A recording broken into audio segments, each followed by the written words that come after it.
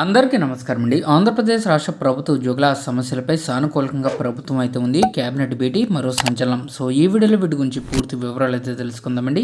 So ముందుగా ప్రభుత్వ ఉద్యోగులకి సంబంధించి పెండింగ్లో ఉన్నటువంటి అన్ని రకాల ఆర్థికేతర బకాయిలన్నీ జమ అవ్వాలని భావించే ప్రతి ఒక్క ఉద్యోగి కూడా వీడియోని ఒక లైక్ చేసి మీ తోటి ఉద్యోగ మిత్రులకు వీడియోని అయితే షేర్ చేయండి. ఛానల్ని ఫస్ట్ కనుక విజిట్ చేసినట్లయితే తప్పనిసరిగా సబ్స్క్రైబ్ చేసుకుని పక్కన ఉండే బెల్ సింబల్ని యాక్టివేట్ చేసుకోండి. ఉద్యోగుల సమస్యలపై సానుకూలంగా ప్రభుత్వం అయితే ఉంది అని చెప్పేసి బొప్పరాజు ఇక్కడ చెప్పడం జరిగిందండి. ఉద్యోగుల సమస్యల పరిష్కారానికి ప్రభుత్వం సానుకూలంగా నిర్ణయం తీసుకుంటుందనే నమ్మకం ఉందని ఏపీజేసీ అమరావతి చైర్మన్ బొప్పరాజు వెంకటేశ్వర్లు చెప్పారు. సో ఫిబ్రవరి 5న జరిగే రాష్ట్ర మహాసభకు సంబంధించిన సన్నాహక సభ గుంటూరులో రెవెన్యూ కళ్యాణ మండపంలో శనివారం జరిగింది. ఈ సందర్భంగా ఆయన మాట్లాడుతూ ఉద్యోగుల సమస్యలు, ప్రభుత్వం అనుసరిస్తున్న విధానాలపై ఇటీవల ముఖ్యమంత్రి చంద్రబాబు నాయుడు గారితో చర్చించామన్నారు.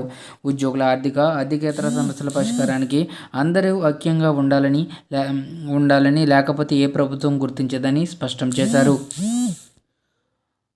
ప్రభుత్వం అయితే పాజిటివ్గా ఉందండి ప్రభుత్వ ఉద్యోగుల సమస్యలను క్లియర్ చేయడానికి. సో దీనికి సంబంధించి బొప్పరాజు గారు ఆల్రెడీ చెప్పడం కూడా జరిగింది.